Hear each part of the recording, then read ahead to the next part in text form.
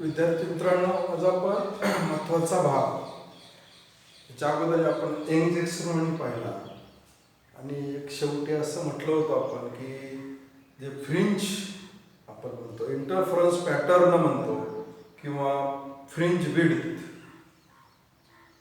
किंवा फ्रिंजेस किंवा दुसरं नाव बँड्स आपण असं म्हणतो. आणि जे पी क्यू ह्या स्क्रीनवर आपल्याला जे पॅटर्न दिसतो ब्राईट आणि डार्क फ्रिंजेस किंवा बँड्स, त्याची जी इंटेन्सिटीची पोझिशन असते, आपण असं म्हटलंय की ब्राईट कधी तर इंटेन्सिटी मॅक्झिमम आहे, डार्क कधी तर इंटेन्सिटी मिनिमम आहे. हे आपल्याला मॅथमॅटिकली प्रूव्ह करायचं की सेंटरला जी बँड आहे ती ब्राईट आहे, त्याच्यानंतर आपण पाहिलं ब्राईट झाल्यानंतर डार्क ब्राईट, असे अल्टरनेटली तिथं त्या बँड्स त्या पॅटर्नवर तयार होतात पी क्यू या स्क्रीनवर. मग ते मॅथमॅटिकली आपल्याला प्रूव्ह करायचं आहे की डार्क पॉईंट किंवा त्याची इंटेन्सिटी मॅक्झिमम असते का, मग त्या ठिकाणी त्याचा पाथ डिफरन्स किती असला पाहिजे किंवा ते पाथ डिफरन्सवर अवलंबून आहे ते आपल्याला कॅल्क्युलेट करायचं आहे. Analytical method of interference pattern किंवा determination of intensity positions of fringes or bands. मग आपण तीच फिगर मधलाच भाग आपण इथं घेणार आहोत. समजा this is screen, first screen that is AB, and there is two pinholes or slit, say S1 and S2, and suppose the O is the center of that slit S1 and S2. Let the small d is the distance between these two slits. ह्या दोन slit मधलं अंतर आपण काय घेतलंय, small D, आणि ह्याचा centre काय घेतला आपण, ओ. ही आहे ए बी स्लिट. त्यानंतर आपण दुसरी एक स्क्रीन काढणार आहोत, त्याचं नाव आहे पी क्यू. ह्या इंटरफरन्स पॅटर्न मधल्याच आहेत पहा, आपण जे यंग एक्सपेरिमेंट मध्ये आहे त्याच्यामधलेच आहे. This S1 and S2, when the primary source of light is incident on AB slit, this S1 and S2 acts as a secondary source of light, and this secondary source of light sending secondary wavefront किंवा secondary wavelet. हा जी सेंटरची आहे O, आपण जर असं zoom केलं ही इथं येईल, so this is called O dash. त्यानंतर ही S1 अशा प्रकारे येईल, त्याला आपण इथं म्हणू S2 डॅश. इथं येईल, त्याला आपण म्हणू S1 डॅश. बरोबर आहे, दोन सोर्स आहेत. हा जो सेंटरचा आपण पॉइंट इथे घेतलाय O डॅश, या ठिकाणी हा ब्राईट आहे कारण की त्याची इंटेन्सिटी मॅक्झिमम आहे. आपण एक्सपेरिमेंट नुसार विचार केला तर. पण त्यानंतर जो स्पॉट येणार आहे, समजा आपण पी नाव दिला, आपण ते एक स्पॉट घेतला आपण, समजा स्पॉट इज कॉल्ड पी. स्क्रीनचं नाव पी आहे, पी क्यू, एक स्पॉट आपण घेतला. आता हा ब्राईट आहे, हा जो आपण घेतलेला पॉइंट आहे पी, हा डार्क असेल का ब्राईट असेल किंवा त्याची इंटेन्सिटी मिनिमम असेल का मॅक्झिमम असेल, हे आपल्याला कसं ठरवता येईल ते आपल्याला आज ठरवायचं आहे. त्यासाठी आपण मॅथमॅटिक्सचा आधार घेणार आहोत. मग आपण काय करू, जॉईन. समजा हा S1 P, इथं जॉईन केली तर काय होईल, S1 P आणि S2 P. अशा प्रकारे आपण S1P आणि S2P अशी जॉईन केली. म्हणजे when the source ही जी सेकंडरी लाईट आहे S1 आणि S2, ह्या स्क्रीनवर पडल्यानंतर सेंटरला ब्राईट पॉइंट आला. आता जर आपण फिगरची जॉमेट्रीचा विचार केला तर काय मिळेल बघा, इथं आपण असं म्हणले the distance between AB slit आणि PQ slit is D. Capital D. किंवा distance between O and O dash, O आणि ओ डॅश मधलं अंतर काय आहे, डी आहे. किंवा सेकंडरी सोर्स S1 आणि S2 आणि फायनल स्क्रीन PQ याच्यामधलं अंतर डी असं अज्युम केलं. म्हणजे आपण काय लिहूया तिथं, O dash is equal to D. त्यानंतर S1 S2 हे अंतर आणि हे अंतर सारखं असणार आहे. म्हणजे S1 S2 is equal to S1 dash is equal to S2 dash हे किती आहे, डी आहे. येते सर्वांच्या लक्षात, हे फिगर वरून आपल्याला माहित करून घ्यायचं आहे. S1 S2 is equal to S1 dash S2 dash is equal to D. आता आपण जर हा O म्हणजे S1O S2O हा जो O आहे तो हा सेंटर आहे, तो ह्या D चे दोन भाग करतो. म्हणजे काय लिहू शकतो आपण आणखी फिगर वरून, S1O is equal to S2O is equal to D upon 2. किंवा इकडे सुद्धा आपण लिहू शकतो O dash S1 dash is equal to O dash S2 dash is equal to D upon 2. म्हणजे हे जे अंतर आहे, हे अंतर हे झालं D भागिले 2. हे सुद्धा अंतर काय झालं, D भागिले 2. कारण हे पूर्ण D आहे, हे पूर्ण D आहे, म्हणजे हे अंतर याचं हाफ होईल. आणि आणखी एक अज्युम करू आपण, assume that the distance between O dash P, O dash आणि P. आता तसं जर विचार केला तर O डॅश हा x ऍक्सिस सारखा आहे आणि हा y ऍक्सिस सारखा आहे. मग आपण इथं म्हणू y.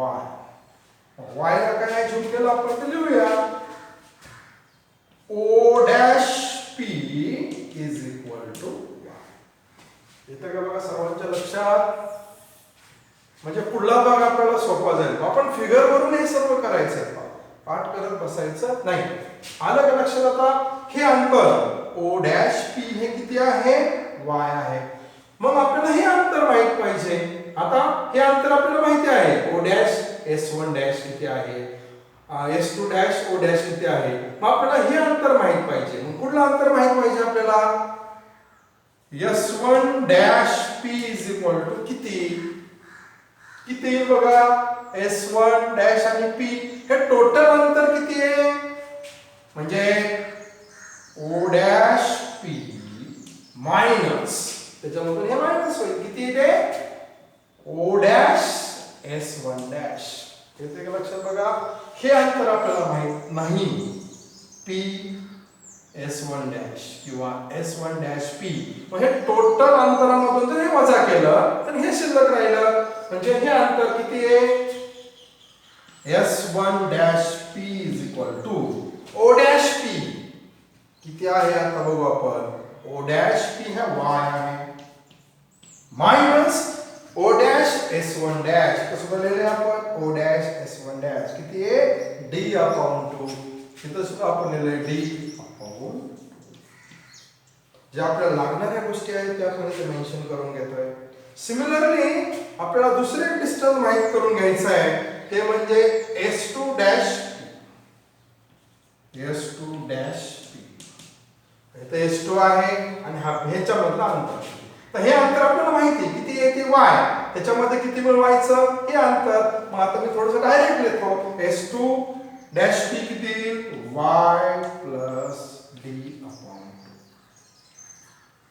म्हणजे हे डिस्टन्स किती मिळाला, हा y आणि D अपॉन 2 त्यात आपण ऍड केला. म्हणजे अशा प्रकारे फिगरवरून आपण लिहू शकतो. मग आपलं टार्गेट काय आहे पहा, की हा जो P पॉइंट आहे, हा P पॉइंट त्याची इंटेन्सिटी मिनिमम असेल का इंटेन्सिटी मॅक्झिमम असेल हे आपल्याला मॅथमॅटिकली ठरवायचं. म्हणजे हा P पॉइंट हा तर सेंटरचा ब्राइट आहे, त्याची इंटेन्सिटी जास्त आहे अकॉर्डिंग टू आपण यंग्स एक्सपेरिमेंट वरून ठरवलं. आता त्यानंतर येणारा हा किती असतो आपल्याला माहिती, तो डार्क असतो नंतर ब्राइट असतो. पण तो कशावरून ठरवला जातो, the position of this point P or point P is dark or bright or whose intensity minimum or maximum depends upon path difference. मग इथे दोन सोर्स दिसतात आपल्याला S1 आणि S2 इकडे चाललेले पण S1P आणि S2P हे जे दोन मार्ग आहेत हे वेगवेगळे आहेत त्यांचा पाथ डिफरन्स वेगळा आहे. पण फिगर वरून आपण लिहू शकतो काय तर आलं का लक्षात तुमच्या S1P आणि S2P तसा हा O डॅश S1 S2 पासून सारख्या अंतरावर आहे. मग इथून जाणारे जे वेव्ह फ्रंट असणार आहे त्या सर्व सारखे असणार आहेत. परंतु S1P आणि S2P हे फिगर वरून तुम्हाला सारखं वाटतंय का? नाही. कारण की आपण O डॅश मधलं अंतर D घेतलेलं आहे.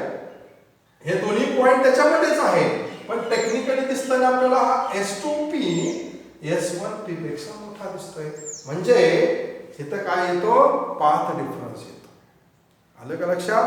म्हणजे हा जो P पॉइंट आहे तो डार्क आहे का ब्राईट आहे कुणाच्या अवलंबून आहे हा पाथ डिफरन्स किती आहे. म्हणजे जर पाथ डिफरन्स ठरवूया आपण let path difference is suppose delta L. पुस्तकात जे आहे तेच आपण घेतलेलं आहे पण डेल्टा L हा पाथ डिफरन्स घेतला. मग कसा मिळवायचा तो delta L is equal to path difference कसा काढणार आपण आता हे जास्त मधून कमी वजा करू आपण म्हणजे S2P मायनस S1P हे इक्वेशन नंबर 1 हा मिळाला आपल्याला पाथ डिफरन्स. म्हणजे याच्यामधून हे अंतर वजा केलं तर आपल्याला पाथ डिफरन्स मिळेल. आणि हा पाथ डिफरन्स हा ऑड आहे का इव्हन आहे त्याच्यावरून आपल्याला हा P पॉइंट त्याची इंटेन्सिटी कमी असते का जास्त असते ठरवायचं. मग आपलं टार्गेट काय आहे का to find out the values of this delta L. ह्या फिगर वरून डेल्टा L ची किंमत काढायची. डेल्टा L ची किंमत काय S2P मायनस S1P. मग याचा अर्थ आपल्याला काय काढावं लागणार आहे S2P ची किंमत काढावी लागेल आणि S1P ची किंमत आपल्याला काढावी लागेल. मग आपण सुरुवातीला काढूया S1P ची किंमत. बघा आता आपण येऊया S1P ची किंमत काढायची. मग S1P ची किंमत काढण्यासाठी आपल्याला दोन ट्रायंगलचा इथे विचार करायचा. S1P साठी एक ट्रायंगल S2P साठी एक दुसरा ट्रायंगल. मग आता येऊया आपण इकडे पहा एक ट्रायंगल S1 डॅश P म्हणजे हा मी थोडा हा ट्रायंगल आलं का लक्षात? बघा हा ट्रायंगल इथं हा कसा दिसतोय तुम्हाला 90 डिग्री म्हणजे हा राईट अँगल ट्रायंगल आहे हे प्रूव्ह झालं. मग ह्याच्यामधून आपल्याला कर्ण कोणचा आहे लक्षात येणार आहे कोणचा दिसतोय S1P. आलं का सर्वांच्या लक्षात? ह्या ट्रायंगल मध्ये इन ट्रायंगल कुठला S1 dash S1 dash P हा त्रिकोण. ह्याच्यामध्ये हा काय आहे कर्ण आहे आणि दोन काटकोन करणाऱ्या बाजू. मग कुणाचा वापर करू आपण अकॉर्डिंग टू पायथागोरस थेरम तुम्हाला सर्वांना माहिती आहे. मग त्याच्या आधारे काय लिहू शकतो आपण इथं S1P चा वर्ग is equal to S1 dash चा वर्ग अधिक S1 डॅश P चा वर्ग. Therefore S1P चा वर्ग is equal to S1 dash ची किंमत किती आहे बघूया आपण. ती किती येते तुम्हाला इथं दिसते D पण आपल्याला S1 S डॅश ची किंमत पाहिजे. S1 S dash is equal to काय आहे O डॅश. येते का सर्वांच्या लक्षात? बघा S1 dash equal to O dash equal to S2 dash equal to काय D. लिहू का डायरेक्टली? बघा मग याची किंमत काय लिहितो S1 डॅश ची किंमत येते कॅपिटल D. इथं आहे अशी प्रकारे.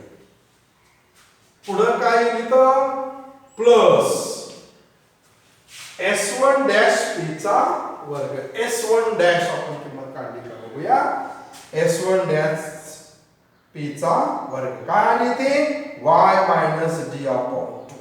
ही किंमत टाकू आपण तिथं मागता y मायनस d अपॉन 2 चा वर्ग. आलं का सर्वांच्या लक्षात. कारण की म्हणून आपण या किमती अगोदर काढून ठेवलेल्या आहेत. म्हणजे S1 डॅश p चा किंमत ही टाकली त्याचा वर्ग. आता हे सॉल्व करू आपण. d वर्ग आहे तसाच प्लस आता a वजा b चा वर्ग. a वर्ग वजा 2ab अधिक b वर्ग. हे सूत्र वापरलं तर काय लिहितं y वर्ग त्यानंतर वजा 2yd अपॉन 2 प्लस d वर्ग भागिले 4. आलं का सर्वांच्या लक्षात. बघा हीच जी पुढली स्टेप काय येईल. d वर्ग आहे तसाच a वर्ग म्हणजे y चा वर्ग वजा 2ab म्हणजे वजा 2yd अपॉन 2 प्लस d चा वर्ग म्हणजे d चा वर्ग d वर्ग आला 2 चा वर्ग 4 आला. परत आपण एक स्टेप कमी करूया. हा 2 2 काय होईल इथं कॅन्सल होईल. म्हणजे मी काय लिहितो मग काय आलं S1 p चा वर्ग याची किंमत काय मिळाली आपल्याला d वर्ग अधिक y वर्ग वजा yd प्लस d वर्ग अपॉन 4. पण इथं हा कॅपिटल आहे हा स्मॉल आहे. स्मॉल d म्हणजे काय दोन सोर्स मधलं अंतर S1 आणि S2 मधलं अंतर. आणि कॅपिटल D म्हणजे काय ह्या सोर्स आणि ह्या स्क्रीन मधलं अंतर. लक्षात. सिमिलरली दुसरा ट्रायंगल इन ट्रायंगल पुढला घेऊया आपण बघा S2 त्यानंतर S2 डॅश p. हा ट्रायंगल पुढे बघा आपण शोधू S2 पासून पुढे गेलं S2 डॅश आणि हा p म्हणजे हा ट्रायंगल. हा सुद्धा कसा आहे राईट अँगल ट्रायंगल आहे. ह्या त्रिकोणामध्ये p S2 S2 डॅश किंवा S2 S2 डॅश p ह्याच्यामध्ये S2p काय आहे कर्ण आहे म्हणजे S2p चा वर्ग इज इक्वल टू काय येईल S2 डॅश चा वर्ग अधिक S2 डॅश हा p चा वर्ग म्हणजे S2p याचा वर्ग अधिक S2 डॅश चा वर्ग अधिक S2 डॅश p चा वर्ग. याची किंमत आपण इथे काढलेली पहा. मग which is equal to d चा वर्ग कारण की S2 S1 हे अंतर किती आहे d plus S2 dash p चा वर्ग इथे दिलेला आहे. S2 डॅश p ची किंमत आहे y प्लस d अपॉन 2. लिहू आपण ते y प्लस d अपॉन 2 चा वर्ग. आलं का सर्वांच्या ध्यानात. लक्षात आलं का सर्वांच्या. आता आपण पुढे जाऊया. आपल्याला किंमत काढायची कोणाची S2p चा वर्ग. आता हे सॉल्व करायचं a अधिक b चा वर्ग. आपल्याला पूर्ण मॅथमॅटिक्सचा वापर करायचा पाहिजे. a वर्ग अधिक 2ab अधिक b वर्ग ते सूत्र वापरू आपण इथं.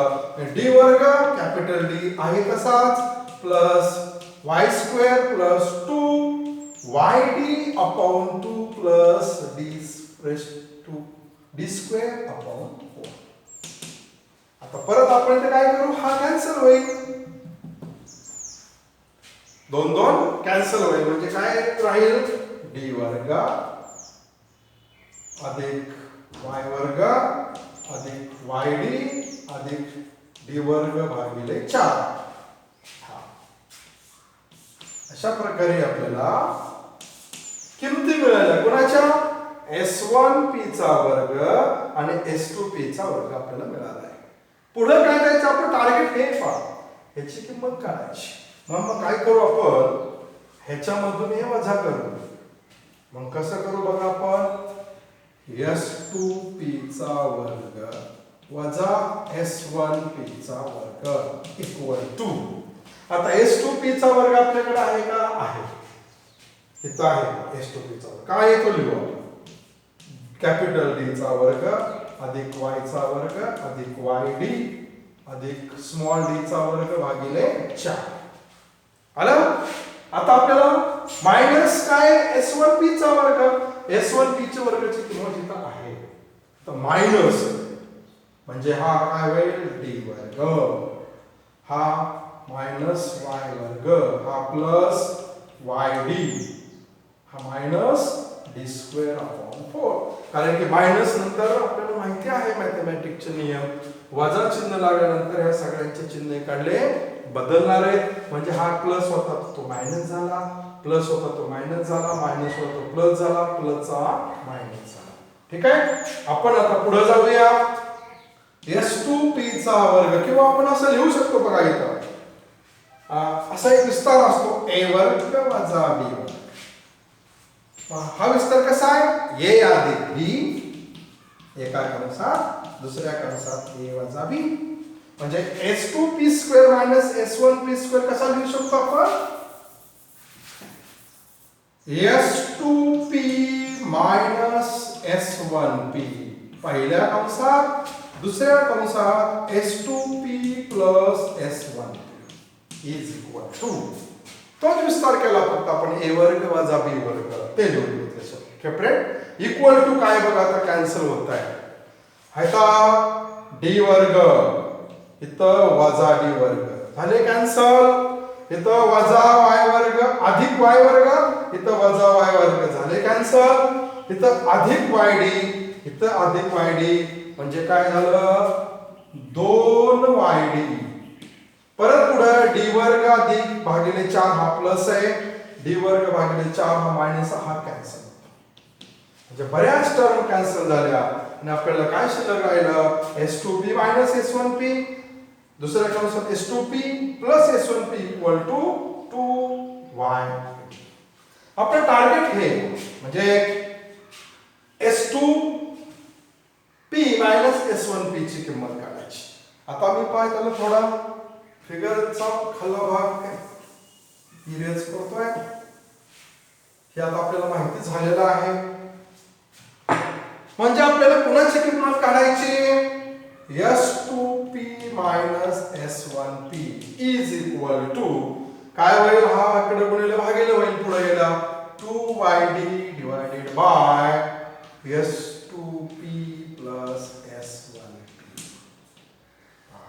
बट इन फिगर जर आपण हा स्मॉल डी आणि कॅपिटल डी चा रेशो घेतला तर तो, किंवा आपण जर कंपॅरिझन केलं S1P आणि S2P च, तर हे दोन्ही हे अंतर आपण दाखवलेले बघा डी वर दाखवलेलं डी, बरोबर. म्हणजे याच्यामधला खूप मोठा बदल नाहीये. म्हणजे आपण जर असं ॲज्युम केलं की S1P nearly equal to S2P nearly equal to capital D, तर काय होईल S2P plus S1P is equal to D plus D and this is equal to D square. Sorry, 2D. काय अंतर होईल 2. मग काय बदल होईल आपल्याला, S2P minus S1P is equal to 2yd divided by 2D आणि 2 कॅन्सल होईल. काय मिळेल आपल्याला, y small d divided by capital. म्हणजेच काय मिळालं, डेल्टा L म्हणजे पाथ डिफरन्स, शॉर्ट मध्ये PD path difference is equal to S2P minus S1P is equal to काय मिळालं, y small d divided by capital D.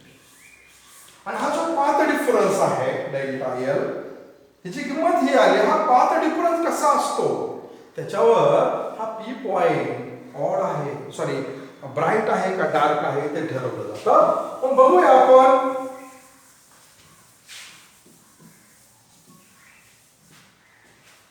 समजा आपण म्हणू असं, नंबर 1 एक path difference delta L is even multiple of lambda by 2 or multiple by lambda, where lambda means wavelength of light. हे जे source येणार आहेत त्यांची लाईट, त्याची वेवलेंथ म्हणजे लॅम्बडा. मग आपण लिहूया त्याच कन्सेप्ट नुसार delta L is equal to in general yn d divided by capital D is equal to yn म्हणजे काय की हे एकच. हा जो y काय दाखवला आपण या दोघांच्या मधला अंतर आहे. म्हणजे ही जी पहिले डार्क ब्राईट बँड आहे आणि ही डार्क किंवा ब्राईट असं याच्यामधलं अंतर आहे y. n म्हणजे काय अजून आणखी येणार आहे पुढे n नंबर ऑफ असणार आहेत त्या, म्हणून आपण लिहिलं तिथं yn in general is equal to path difference कसा म्हटलं n सॉरी इवन आहे म्हणजे काय लिहितो n लॅम्बडा. किंवा आपण असं लिहू शकतो 2n into lambda upon 2. For the 2 cancel होतो म्हणून आपण काय लिहिलं is equal to n lambda. म्हणजे पाथ डिफरन्स इवन असेल, लक्षात येते का, ह्या दोघांच्या मधलं अंतर जे फरक आहे S2p मायनस S1p ह्याच्यामधला जो पाथ डिफरन्स तो जर इवन असेल n लॅम्बडा असेल then that interference is constructive interference and point कसा असतो तो ब्राईट असतो. जर पाथ डिफरन्स त्याचा कसा असेल इवन असेल, constructive interference असेल तो पॉइंट कसा असतो ब्राईट असतो. therefore we calculate yn is equal to n lambda into capital D divided by small d. ही जी कंडिशन आली ती आहे कन्स्ट्रक्टिव्ह इंटरफरन्स किंवा ब्राईट बँड असेल तर, वेअर y ची किंमत असेल 1 सॉरी yn किंवा n ची किंमत तिथे घेऊ आपण 1 2 3 up to so on 1 2 3 up to so on. हेच आपल्याला रिलेशन मिळाले yn is equal to n lambda d upon d. जर आपण किंमत एक टाकली तर काय पहिलाच अंतर येईल, पहिला मधला अंतर बरोबर. 2 ची किंमत टाकली दोघांच्या मधलं अंतर येईल म्हणजे yn काय असणार आहे हे दोन फ्रिंज मधलं अंतर दाखवेल. हा yn काय दाखवतो ही जी पहिली बँड आहे आणखी एक दुसरी असेल तर दोघांच्या मधलं अंतर दाखवतो. दुसरी कंडिशन आपण विचारात घेऊया. If path difference delta l is odd multiple of lambda by 2 or multiple of lambda where lambda is wavelength of light. तर काय होईल मग, hence this delta l is equal to yn d divided by capital D is equal to n minus 1/2 into lambda. This is equal to n minus 1/2 into lambda, कारण की odd इथं number येणार आहे where n is equal to 1 2 3 up to so on. And therefore we find out yn means the fringe. किती येते आता इथं n minus half into lambda into capital D divided by small d. This is the condition for destructive interference or dark band. जे equation मिळाले आपल्याला yn is equal to n minus 1/2 lambda d upon d. हे yn म्हणजे काय आहे, n नंबरची fringe. आपल्याला माहिती ना 1 नंबरची आहे का 2 नंबरची आहे का 3 नंबरची आहे. yn आकडा दाखवतो की नंबर ऑफ फ्रिंज. n म्हणजे हा नंबर दाखवतो किती नंबर आहे 1 2 3 up to so on. Lambda म्हणजे वेवलेंथ ऑफ लाईट, ही जी लाईट आली ना S1 आणि S2 सोर्स पासून त्याची वेवलेंथ. कॅपिटल D म्हणजे ह्या सोर्स आणि पडद्यामधलं अंतर आणि स्मॉल d म्हणजे जे दोन सोर्स आहे त्या दोघांच्या मधलं अंतर. म्हणजे अशा प्रकारे आपल्याला ॲनालिटिकल ट्रीटमेंट इंटरफरन्स पॅटर्नचं मिळतं. जर आपल्याला ब्राईट मॅक्सिमम इंटेन्सिटी असेल, ब्राईट तो स्पॉट असणार आहे तर त्याचं इक्वेशन आपल्याला मिळतं YN ह्या प्रकारे आणि डार्क असेल तर ह्या प्रकारे. आता आपण ह्यातला थोडासा भाग राहिला आहे तो आपण पुढल्या लेक्चरमध्ये कव्हर करू.